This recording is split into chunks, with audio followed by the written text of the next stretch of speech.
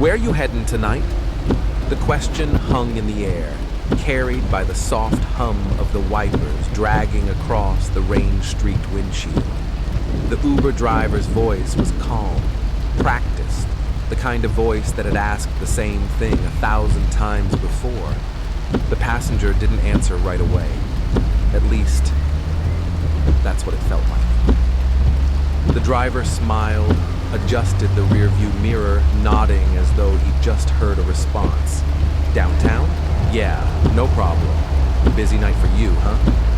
The rain tapped harder, like fingertips drumming on glass.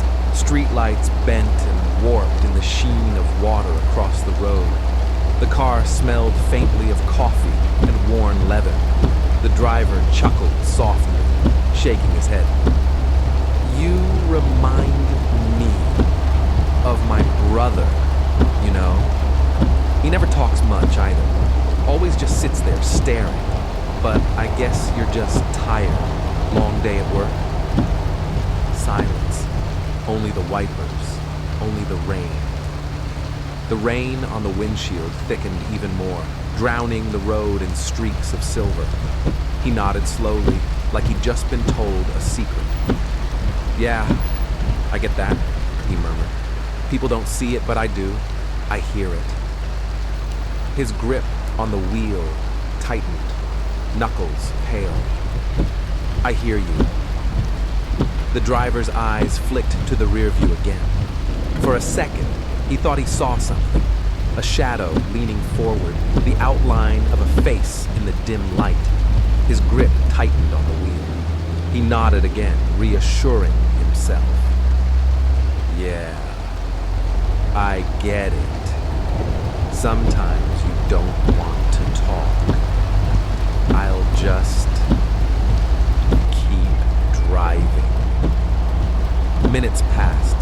The car cut through empty streets, headlights slicing the downpour. He talked anyway. About the weather, about gas prices, about the silence in his apartment when he got home at night. You know what it's like, right? His voice cracked. Coming back to nothing, nobody waiting, just walls. Another pause, another nod. He laughed again, but this time it was thin, trembling. Yeah, you do know. The city blurred by. They should have reached downtown by now. But the driver turned left, then right, then another left, circling blocks. Rainwater hissed under the tires. He spoke faster now, like he had to keep filling the air, like the silence behind him was pressing too close. You ever feel like maybe you're not supposed to be alone? Like maybe the only way to keep sane is to keep talking? His jaw tightened. His fingers drummed on the wheel. Because if you stop talking, the thoughts get louder.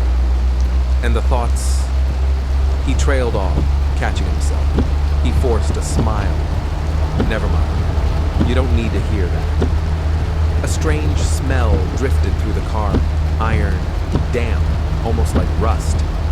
He inhaled too deeply, almost savoring it, then gave a quiet laugh. You bring that with you, don't you? That smell.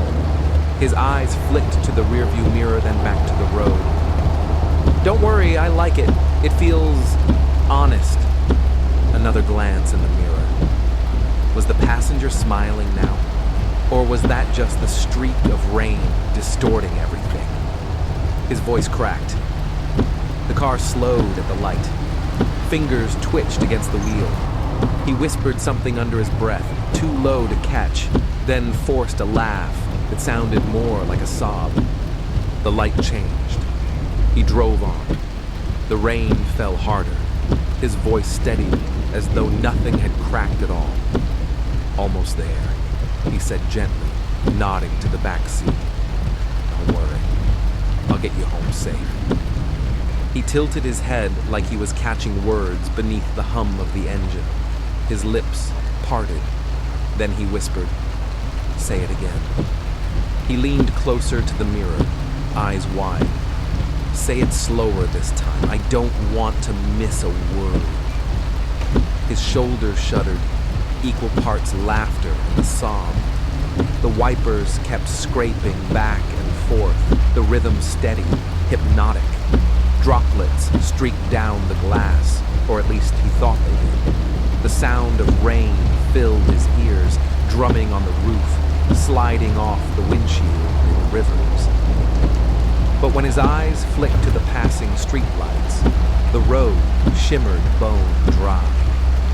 No puddles, no spray from the tires, just silence outside.